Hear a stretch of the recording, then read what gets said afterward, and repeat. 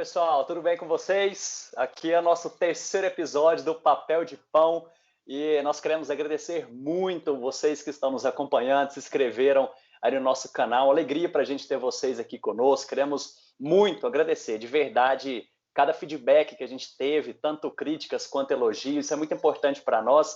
Afinal, esse programa aqui é para vocês também. A gente quer que vocês se divirtam aqui conosco, enquanto a gente pensa teologia e tenta fazer isso de uma maneira mais leve, de uma maneira mais simples, né, para essa nossa vida que já é muito complicada. E hoje nós vamos pensar um pouco aqui como nós devemos lidar com o fim, ou como nós encaramos o fim. Mas nós estamos falando de fim, né, de fim de todas as coisas, fim dos tempos. Eu quero perguntar aqui para meus amigos, vocês acham que a gente está vivendo o fim? Tudo isso que tem acontecido, né? Isso é sinal do fim? O que vocês acham? Eu acho que não é simples responder essa pergunta, porque sempre, muitos na história já pensaram que o fim tinha chegado, né? Então, assim, houveram desastres ao longo da história e pensaram que o fim tinha chegado. Agora, o que eu acho que é comum a todas essas situações que aconteceram e que também é comum ao que está acontecendo hoje? Eu verdadeiramente acho que isso que já aconteceu e que está acontecendo hoje é um sinal do fim dos tempos. Ou seja, é uma forma da gente visualizar um grande aviso de Deus falando, olha, o fim está próximo, está chegando ao fim. O fim é real, ele vai acontecer. Então, eu acho que essa é a maior percepção que eu e você devemos ter, ou quem está assistindo, né, claro, diante disso. É um sinal do fim dos tempos? Eu diria, sim, é um sinal do fim dos tempos. Mas é o último sinal? Bom, não sei. Aí eu já não sei responder. Talvez tenham outros mais para frente. Até porque sinais específicos sobre o fim, a Bíblia fala sobre eles, né? Os sinais específicos são dois, propriamente ditos, que é a apostasia da igreja de Jesus Cristo e a manifestação do anticristo. Então, se você quer um sinal bem específico que o mundo está acabando, são esses dois, né? Não procura no coronavírus, você não vai encontrar. E tem mais um aí, né? E esse evangelho do reino será pregado em todas as nações, sim. Então virá o fim, né? Então, o evangelho tem que ser pregado também em todas as nações. Eu concordo que nós já vivemos o fim, né? Aqui é uma perspectiva escatológica, né? Nós somos amilenistas, então vivemos aí os últimos dias, né? Cremos que desde que Jesus ressuscitou e foi assunto aos céus, já estamos vivendo os últimos dias. Lá em 2 Timóteo, no capítulo 3, Paulo, inclusive, fala para Timóteo isso, olha, nos últimos dias os homens serão escarnecedores, foge tu deles. Como assim? Então Timóteo já vivia os últimos dias? Então, desde que Jesus ressuscitou até a sua segunda vinda, cremos que já vivemos os últimos dias e esses sinais já aconteceram, né? Sinais de pestes, como a peste negra, a gripe espanhola, e nós já tivemos algumas esse nosso século, né? Gripe suína, gripe aviária e agora o coronavírus, né? Então, todos sim são sinais dos últimos dias, mas eu acredito que são mais fortes esses sinais que o Rafa destacou. A apostasia mundial e a pregação do evangelho em todas as nações. E para fechar o pacote, o anticristo. O anticristo. O homem da iniquidade, segundo a Tessalonicenses 2.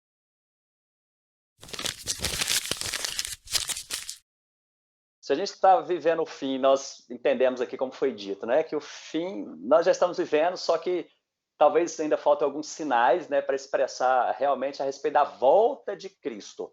E talvez a gente tenha temas aqui que a gente poderia aprofundar mais, né? Dois temas talvez complementares.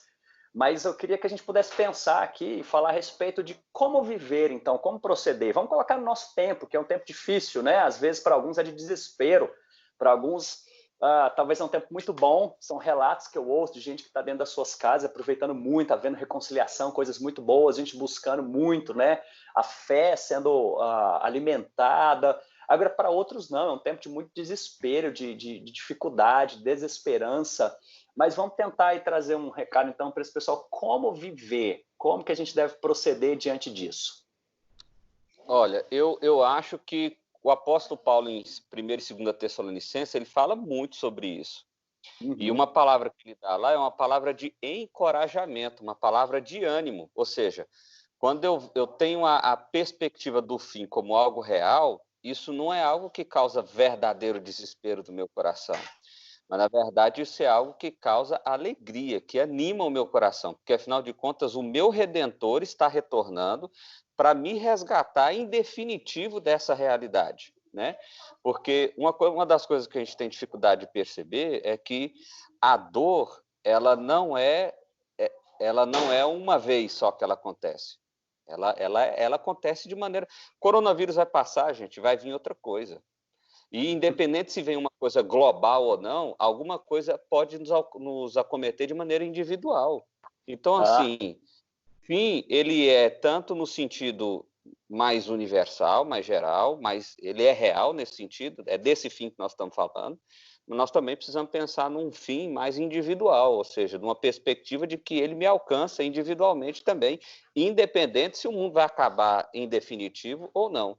E quando eu olho para Cristo, para a redenção, para o que ele fez e para o que ele prometeu para mim, isso gera encorajamento, isso me dá força para passar por tudo isso, para suportar isso anima o meu coração. A gente sabe que existem desafios, mas eu acho que o que Paulo tenta fazer ali nas cartas dele é justamente isso, dar ânimo, dar coragem, dar força para as pessoas diante dessa realidade. Joia, que o propósito de 1 Tessalonicenses é justamente isso, né? Dar encorajamento diante de algo que eles falariam, e aí ele vai falar exatamente sobre isso, Jesus vai voltar. Então fica firme aí. Tiago vai falar muito sobre isso, é interessante, né? O livro de Apocalipse foi escrito por causa disso aí. Exatamente, eu já ouvi muita gente falar que tem medo de ler Apocalipse por conta dos sinais, consolo, né? Mas né? É consolo. Claro, o propósito do livro em geral é falar assim, galera, olha só, o bicho está pegando, a coisa está feia, existem dificuldades, vocês estão sendo perseguidos, mas deixa eu dar um spoiler para vocês do fim do mundo aqui. Jesus vai vir, vai vencer tudo, vai acabar com tudo e vai nos levar para o seu céu eterno e com ele lá habitaremos eternamente. Ah, você tá doido, isso é que é mensagem de esperança, isso é que é mensagem de encorajamento. É interessante que as pessoas têm medo da palavra que traz esperança, que vocês acabaram de falar, Tessalonicenses, Apocalipse, enfim. Só porque vocês três me conhecem bem, geralmente eu sou agente do caos, né? Eu gosto do nível possível pegar fogo. E quando você vai para o Evangelho e para o livro de Atos, a mensagem escatológica, a mensagem do fim, tanto no Evangelho como em Atos, é no sentido de dar poder à igreja, ou na própria palavra de Cristo, para que sejamos proclamadores do Evangelho. E quando você é proclamador do Evangelho, na verdade, você tem uma notícia boa e uma notícia ruim, né? Então, você traz as duas notícias. Então, quando você chega no Evangelho, geralmente, a mensagem que você traz, a mensagem que você leva em relação ao Evangelho, é uma mensagem de caos. Então, a igreja está no mundo para dizer que tudo vai acabar. Enquanto a filosofia vem e diz, olha, tudo é eterno, as coisas são assim, o ciclo vai continuar, a gente está aqui como igreja para dizer, olha, não é assim não, vai acabar tudo e vai acabar em fogo. Arrependam-se, porque o reino de Deus está próximo. Então, a mensagem que a gente traz é mensagem de caos, não é mensagem de esperança para o mundo, é mensagem de desespero mesmo. O que traz esperança para a gente é exatamente a mensagem da volta de Cristo e da salvação em Cristo Jesus, que é o que Apocalipse vem trazer para a gente. Eu costumo dizer, quando a gente estuda Apocalipse, que é uma mensagem maravilhosa, linda, que traz esperança, mas para quem é crente, para quem é de Jesus. Para quem não é de Jesus, é desesperador. É desesperador. Então, como é que a gente se prepara para o fim? É dobrando o joelho diante de Cristo. Não tem outro jeito. O ponto aqui é termos aquele sentimento de Paulo, né? Como se prepara para o fim? Se a gente conseguir falar igual Paulo, para mim o viver é Cristo e o morrer é lucro, aí a gente está preparado, né? Então, o fim, como o Vinícius ele falou, né? O nosso fim pessoal, isso se chama morte, né? Quando a gente bate as botas, o fim pessoal. Fica as canelas. O nosso fim pessoal de madeira. É real, a gente pode morrer a qualquer momento, independentemente do coronavírus ou não. A gente pode falar, igual Paulo diz, viver é Cristo, morrer é lucro, né? Então, como se prepara para o fim?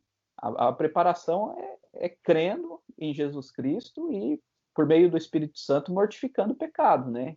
É o que, talvez, o termo vigilância, é um termo forte em Tessalonicenses, né? vigiai, né? Então, vigilância significa isso, prudência, não estar sóbrio, né? Estar pronto nesse sentido, mortificando o pecado através do Espírito Santo na santificação e crendo firmemente no Senhor Jesus Cristo na salvação. Será que podemos falar? Morrer é lucro. Isso é bom. Essa é a preparação. Cara, isso é forte, né? Isso é forte. É interessante como a gente citou alguns textos aí, por exemplo, Pedro, ao escrever suas cartas, ele também fala isso. Nós que aguardamos novos céus, nova terra, a gente tem que se empenhar por ser achado nele, né, em paz, sem mácula, vigilantes, essa palavra que o Jones falou aí. E é interessante como a gente encontra em outros textos dizendo para a gente viver de maneira digna do nosso chamado, da nossa vocação, né? Lá em Tessalonicenses vai falar, ora para que Deus vos torne dignos, e o digno é de ser merecedor, mas é de você estar preparado para viver a sua vocação. Para o crente, para o cristão, a gente vive esses tempos como se fosse qualquer outro, né? Vivendo para o Senhor, para a proclamação, é diferente.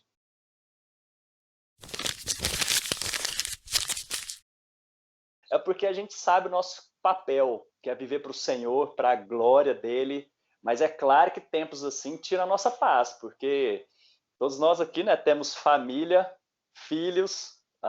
O Jones está chegando aí agora, né? Eu tenho uma novinha, o Vinícius tem um filho, Rafael já tem 2 filhas já, pré-adolescentes, adolescentes.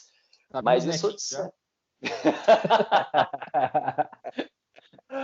e aí é que a gente entende, claro, que muitas vezes se tira a nossa paz, né, de pensarmos assim. E aí eu queria que a gente pudesse pensar, o fundo aí do cachorro foi bom. É o Duque, cala a boca, Duque. A gente pensar se é possível realmente a gente desfrutar de paz nesses momentos. A gente viu como a gente deve viver, como que a gente encara de maneira digna do Evangelho do Senhor, firme, perseverante e tudo mais. Porém, é possível a gente encontrar paz nesses períodos? Olha, deixa eu contar um trem que aconteceu, uma conversa que eu estava tendo com uma irmã da igreja ontem, né? Aí o filho dela, uma criança ainda, 7, 6 anos de idade, 8 anos, não sei, falou para ela, mamãe, eu queria pegar o coronavírus porque passa logo, aí eu vou orar para Deus me curar e passa logo, né? Aí ele disse, mas se Deus não me curar, eu vou estar lá no céu, vou morar no céu com Jesus e não existe coisa melhor, né? Então, olha a fé da criança, né? Da paz dela, né? Aí hoje eu gravei uma devocional via áudio para a igreja, eu falei sobre receber o reino dos céus como uma criança, encontrar descanso, felicidade plena nos braços do Pai. Eu acho que esse é o ponto, a gente conseguir descansar no Senhor, inclusive no quesito da nossa família. Eu sei que esse é o ponto mais difícil, né? O fim está aí, e a morte e tudo mais, e a família, e a minha filha que vai nascer esse mês ou próximo, e não sei quem, minha esposa, e como vai ser. Então, talvez a gente tenha que voltar a esse sentimento de receber como uma criança e descansar como uma criança, né? Talvez seja isso, e abandonar as preocupações nos braços do Pai. Cara, o que mais, gente? Cara, eu acho isso muito, muito forte, porque assim, domingo pregando na igreja eu disse, olha, nós precisamos estar preparados, porque possivelmente pessoas próximas a nós, ou pessoas que conhecemos, talvez não tão próximas, vão perder a vida, né? Pelo menos se algumas projeções aí, a gente não sabe até que ponto essas projeções são reais ou não, mas o fato é que, independente do coronavírus, nós vamos perder pessoas queridas, né? E talvez nós sejamos a pessoa querida que alguém vai perder.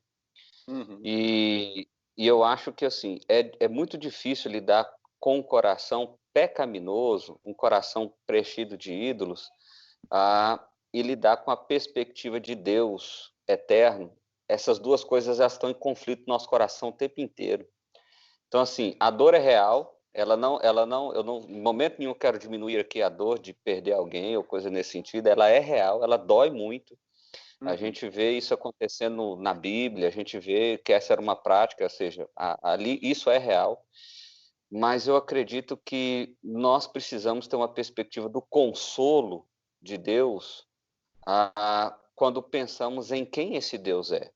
Em que ele prometeu para nós. E tal. É isso aí que o Jones acabou de contar, da inocência da criança, né? De tipo, se eu vou morar com o céu mesmo, ela fez como o apóstolo Paulo, sem saber, né? Se eu vou morar no céu mesmo, então, se eu pegar a doença, beleza, e se eu não pegar e não sarar, beleza também, porque todo jeito eu tô com Deus.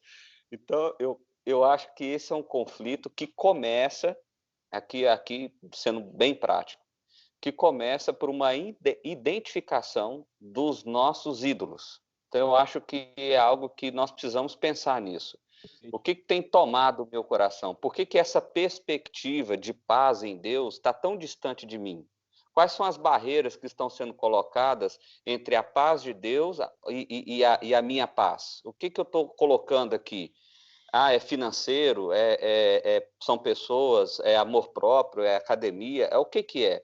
E eu acho que, primeiramente, identificar esses falsos ídolos é um grande passo para a gente conseguir enxergar a verdadeira paz que existe em Deus e talvez fazer como o Salmo 23 fez, né? Ou como o salmista falou no Salmo 23, e ter aquele tipo de paz, porque se eu estou debaixo das asas do Senhor, ou seja, se ele de fato é o meu pastor e eu estou nele, então eu não sinto falta de nada, né?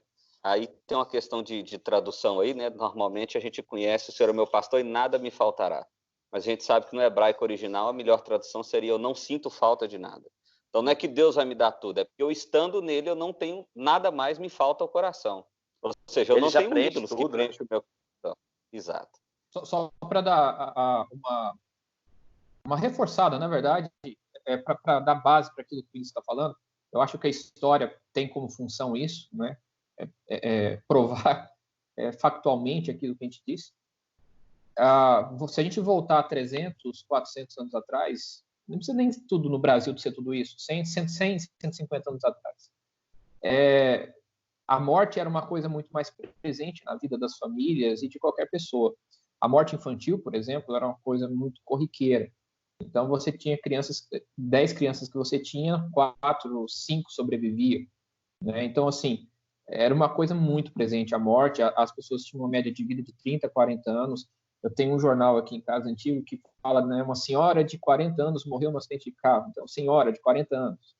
Porque era essa a expectativa de vida no início do século XX. E aí, se você volta mais ainda no tempo da Reforma, né, tempo da Reforma, no século XVI, XVII, o negócio era pior ainda. Então, as pessoas não tinham muito o que agarrar nessa vida, né? Então, você não tinha condições de se agarrar ao conforto, ao prazer, e muito menos, às vezes, à família, até porque você não tinha essa estrutura muito bem constituída no sentido de estabilidade. Oi? Não dava tempo de agarrar, não dava tempo, a vida era exatamente. Então, assim, a pregação do novo céu, né, da nova terra, a pregação da vinda de Cristo, ela era muito mais concreta na vida das pessoas. Hoje nós temos muitas distrações, né? O próprio entretenimento, na palavra em si, significa isso, é distrair, é te enrolar. Então, e exatamente por conta desse entretenimento, desse conforto, desses prazeres que nós temos hoje em dia, né, que é uma questão de 100 anos para cá, a gente basicamente abandonou facilmente a ideia do céu e a ideia da volta de Cristo para abraçar esse mundo novo. E quando esse mundo novo se abala com o coronavírus, a gente entra em desespero. Então, assim, para perceber o quanto que nós estamos fracos na nossa geração enquanto nós amamos o nosso século. É verdade. E aí está o problema. A gente ama demais o nosso século vai passar. De um jeito ou de outro, vai passar.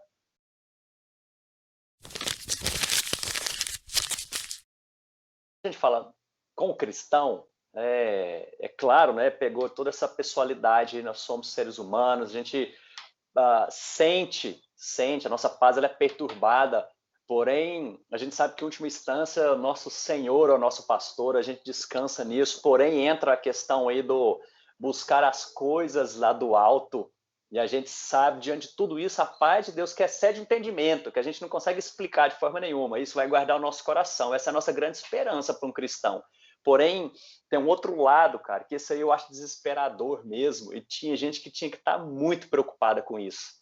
É aquele que ainda não crê em Jesus como seu Senhor e Salvador, porque que esperança que tem diante disso daqui. Esse fato é desesperador, cara.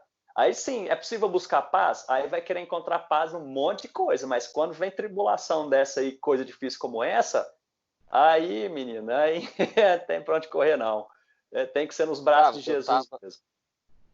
Eu estava hoje, cara, hoje não, ontem, deitado, pensando, sonhando, enfim, sei lá, mas eu estava pensando sobre isso, pensando assim, cara, como que alguém, nesse momento agora, em que foi provada a fragilidade humana, ou seja, foi provado que as coisas escorregaram pelas mãos, não tem como segurar, o caos se instalou, como que alguém que não crê em Deus, que não tem esperança de vida eterna, não crê numa redenção, está suportando esse momento? Porque é como o Rafa falou, a mensagem do Evangelho ela é uma mensagem de esperança com toda certeza, é a principal mensagem de esperança. Aliás, eu diria que é a única mensagem de esperança. A mensagem. Pro homem. Agora, o problema é que nem o Rafa falou, isso é para quem crê, para quem ouve. Para quem não crê, para quem não ouve, cara, eu sinceramente não queria estar nessa pele. Eu não queria estar... porque eu não sei como que seria isso. Como que seria olhar para o amanhã, ver o caos e não ver nada nele. Ver só o caos. Eu queria comentar também sobre isso, né? É bastante... Você estava rindo enquanto o Vinícius falava, você estava na cabeça maquinando, eu vi. Eu tava com vontade. A gente tem que ter um código assim, né? Fazer assim, eu quero falar, tal.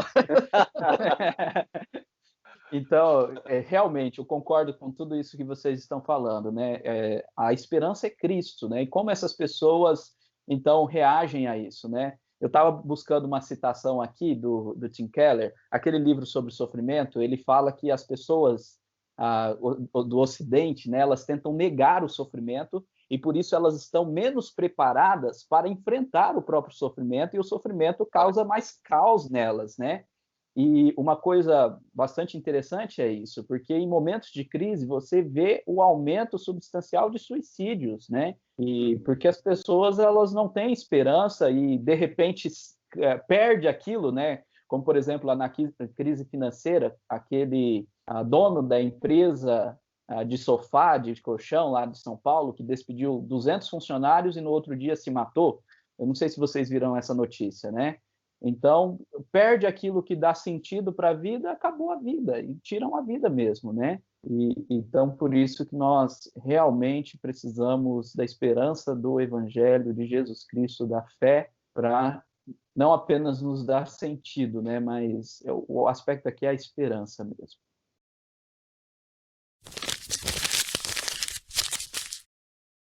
Então, pessoal, a gente já viu que é possível, então, ter paz, essa paz é encontrada em Jesus, mas vamos tentar falar de maneira prática aqui. Como é que vocês fazem? Ou então, o pessoal que está ouvindo, assistindo a gente aqui, eles querem saber como é que faz para ter essa paz, claro que nós temos em Jesus, mas de maneira prática, como que vocês fazem para cultivar essa paz no dia a dia de vocês?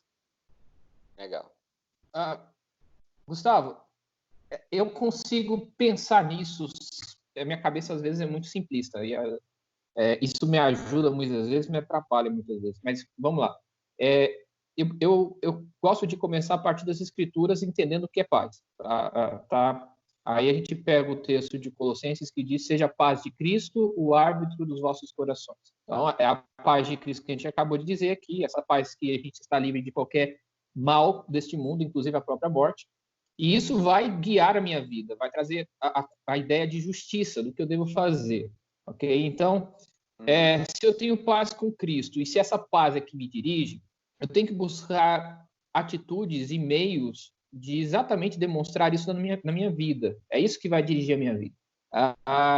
Portanto, se eu não posso ir à igreja, né, eu tenho que entender que isso é uma ferramenta de Deus para me auxiliar, né, e que eu tenho outras ferramentas para fazer aquilo que é necessário diante dos meus irmãos, que é exatamente esse reflexo de Cristo. Como é que eu ajudo as pessoas? É isso que tem que estar na minha mente. Como é que eu prego essa mensagem de paz? É isso que tem que estar na minha mente.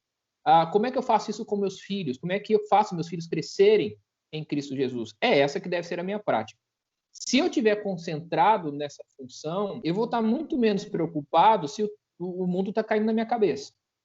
Uhum. Aí eu vou ter paz, né? Porque a minha preocupação é ter paz com Deus, não é ter paz com E aí eu vou conseguir fazer de forma adequada aquilo que é necessário. A minha cabeça vai estar livre para isso. E não preocupada com o noticiário da noite, que aqui no caso Dória, né, o governador, vai dizer e qual vai ser a próxima situação do coronavírus. Porque isso é secundário. É secundário, né? E aí a dica que eu daria, talvez os meninos são melhores do que eu para fazer isso, são mais práticos, mas aproveite esse tempo, é uma grande oportunidade para que você possa encarar a paz de Cristo em situações de crise. A minha geração não viveu em nenhum momento isso. É a hora da gente ter criatividade, de sair da mesmice e ter a paz de Cristo nos conduzindo, sem desespero. Então, assim, eu estou pensando aqui de uma forma mais conceitual, mas os meninos talvez tragam alguma coisa prática nesse sentido. Eu aqui, no meu caso, estou aproveitando para desenvolver a questão de mídia, que é uma coisa que tem alcançado bastante gente nesse momento. A gente deixa mais o púlpito para ir para mais perto das pessoas, por incrível que pareça. A gente tem condição de repensar a nossa forma de ser igreja. Eu tenho condição de repensar a minha relação com as minhas filhas. Eu estou tendo mais tempo com elas. Eu estou podendo ler com elas.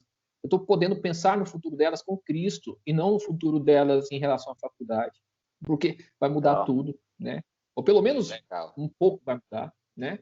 Eu estou tendo tempo de conversar com a minha esposa. Há muito tempo eu não tinha esse tempo de desenvolver uma conversa, inclusive uma conversa séria sobre as Escrituras, sobre conversar teologia com ela. Conversa teologia com todo mundo, com a minha esposa não.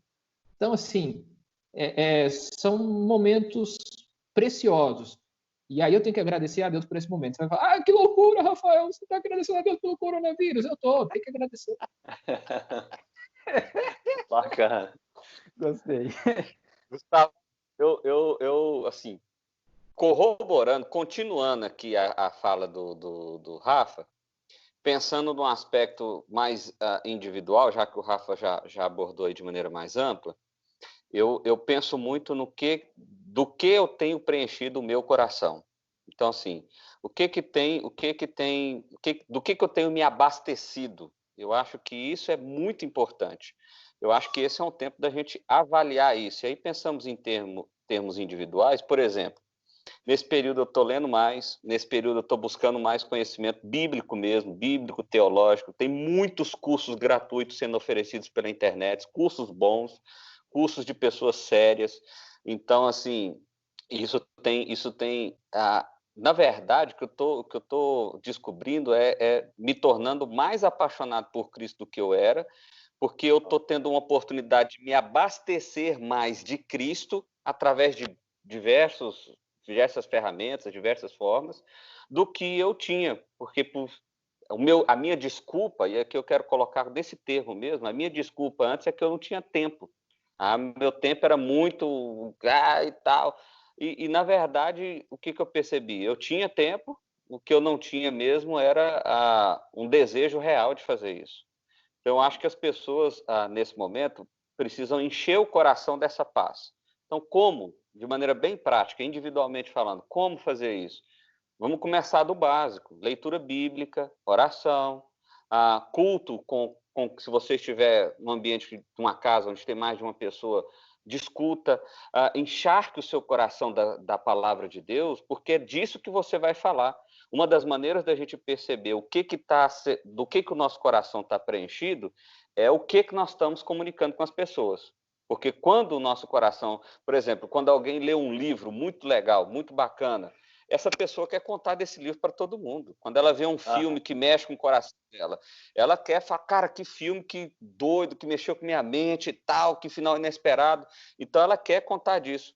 E de repente as pessoas agora, ouvindo a gente aqui, pode fazer uma autoavaliação, falar, cara, realmente o meu coração não está cheio de Cristo. E aí eu volto naquela questão, é porque a paz de Cristo está longe de mim, porque eu coloquei muita coisa entre eu e a paz. Então, assim, encha o seu coração de Cristo, vá para as disciplinas tradicionais, básicas, oração, leitura da Bíblia, culto, momento de adoração, momento de reflexão, e também há coisas que podem agregar nisso aí: bons filmes, boa leitura, bons cursos, boa conversa, e aí o seu coração sendo encharcado de Cristo, essa realidade do Evangelho vai te aproximar dessa paz. Isso vai deixar de ser algo utópico para ser algo palpável, para ser algo real. Seria esse o conselho que eu diria. Excelente. Diga, Jones. Posso indicar um livro aí? Tem um claro, livro show muito bom. De bola. É um livro do Tim Chester, Experimentando Mais de Deus. Gente, esse livro é fantástico. Você encontra o audiobook aí no The Pilgrim. Eu ganho para fazer propaganda assim ou não? Não tem, né? A gente então, não vai para ganhar nada. Rapaz. Vai entrar em contato te cobrando falando deles aqui.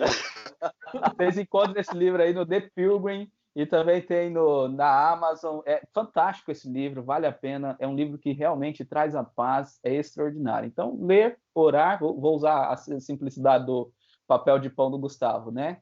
Ler a Bíblia, ler bons livros, orar, joelho no chão, conversar com a esposa, conversar com os familiares. Faltou uma coisa. Fazer outras coisas também com a esposa, tá? Evangelizar é bom mudar de assunto. Tem solteiros acompanhando a gente. Então, evangelizar é muito bom, né? Você criar um chat, chamar um amigo aí para conversar no WhatsApp. Gente, o que tem de pessoas me procurando para conversar sobre o evangelho, falta pessoas para isso. Então, chama o seu amigo aí no seu WhatsApp, faz uma ligação de vídeo, evangelize, fale de Cristo, lê um texto. Gaste tempo, ocupe a sua mente. Jones, qual que é o livro? Qual que é o nome do livro? Só para reforçar aí para a galera. Experimentando Mais de Deus, do Tim Chester. Livro bom, viu? Topíssimo. Top. Eu quero terminar essa pergunta aqui, nesse momento, essa pergunta nossa aqui também, falando o que Jesus ensinou, né? No finalzinho do Sermão do Monte lá. Busca em primeiro lugar o reino de Deus e a sua justiça. É buscar uma vida reta diante dele, uma vida devotada. É tudo isso que a gente falou aí, né? Esses princípios de disciplinas espirituais. Busca em primeiro lugar. Primeiro. Não é secundário, não é em qualquer outro lugar. Isso não é um compartimento da nossa vida. Ela preenche toda a nossa vida. Tudo que a gente faz é para a honra dele, não é? Então, isso é buscar, estar debaixo da dependência, do cuidado, saber quem é Deus. Quanto mais eu conheço Deus, mais dessa paz vai inundar meu coração. E aí descansar. Que aí o que o texto está dizendo para nós lá, né? Ele começa a dizer, não andem ansiosos, fiquem tranquilos, porque tudo vai ser acrescentado. Busca em primeiro lugar. E se a gente faz isso, esse Deus é poderoso mesmo para inundar nosso coração e guardar a nossa mente, né? Todo o resto vai florescer. Um link que você falou, cara, que é fantástico, é o seguinte. O texto está falando de buscar a Deus e desfrutar dele. Às vezes a gente quer desfrutar dele, mas buscando outra coisa. Então, assim, a verdade é surreal. Eu quero a paz de Deus, eu quero experimentar da paz, eu quero que essa paz seja real para mim. Mas o cara não está buscando ela, a pessoa está buscando outra coisa, em outro lugar. Então, assim, não tem como, né? Se você for num pé de banana, vai ter banana mesmo. Então, não vai ter outra coisa lá, não. Ai, gente, muito bom essa nossa conversa aqui. Foi bom demais o nosso tempo. A vontade de a gente falar mais aqui, né? Mas eu quero deixar aberto aí para o pessoal que está ouvindo a gente, assistindo. Gente, manda pergunta. Pode mandar sugestão de temas para nós falarmos aqui também. A gente quer saber o que vocês têm pensado a respeito disso. Agradecer mais uma vez pelo contato, o carinho de vocês aqui conosco. E se quiser escrever para nós, pode falar diretamente, manda mensagem para cada um de nós aqui, ou então pelo nosso e-mail, o e-mail belíssimo, né, que foi criado aí, papeldepão.com@gmail.com. Então escreve para nós aí. Isso aí é o esse negócio. Se você deve fazer um e-mail decente, esse grupo presta. .com@gmail.com. A vontade de falar pão é grande demais. Mas, gente, obrigado por nos acompanhar em mais um episódio aqui. A gente deseja a paz de Deus sobre a sua vida, que Ele possa te abençoar de forma grandiosa. Obrigado, gente. Valeu demais.